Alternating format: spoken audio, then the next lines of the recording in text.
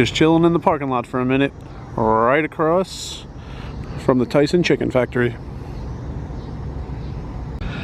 So, what makes someone a professional poker player? You know, I've thought about this for years, and a little more so in the past couple weeks. Think about a professional athlete first. What makes you a professional athlete has nothing to do with money.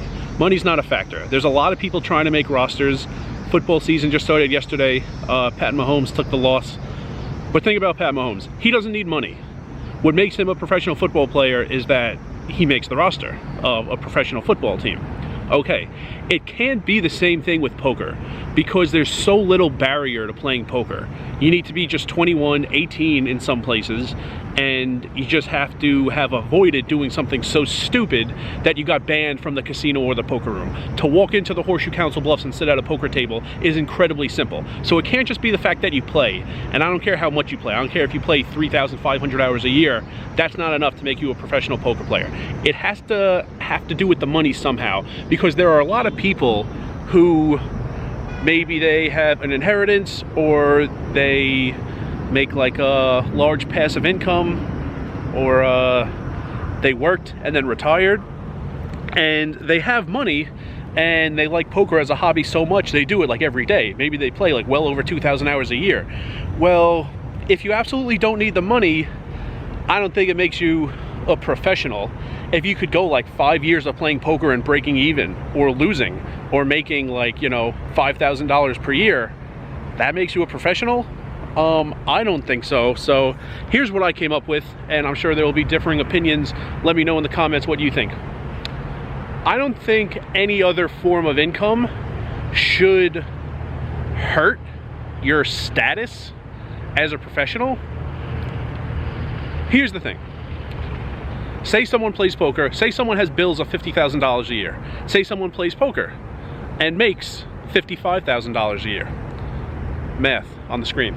And say someone has another form, something else, some entrepreneurial thing he does and makes $10,000 a year. Okay, you spend 50, from poker you bring in 55, from something else you bring in 10. So you brought in 65 and you spent 50.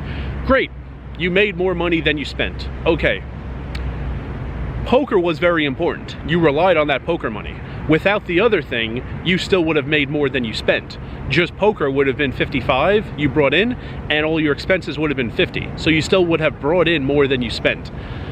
I think you need to make so much in poker that without your poker money, you would have spent more than you brought in. So that same guy, with no poker, he would have made $10,000 from something else, but he would have spent $50,000. So he would have spent a lot more than he made. So okay, his poker income was very necessary, and that's how he made more money than he spent this year. If you got to the point where you had like so many side jobs, say he had like 7 side jobs, 7 side entrepreneurial things that all brought in $10,000. Well, those 7 side jobs bring in 70. His poker brings in 55 and he spends 50. Great. I'm not knocking the guy for being a terrible human being. He did 8 different things, brought in $125,000 and only spent 50. Great. Great financial status in that guy's life.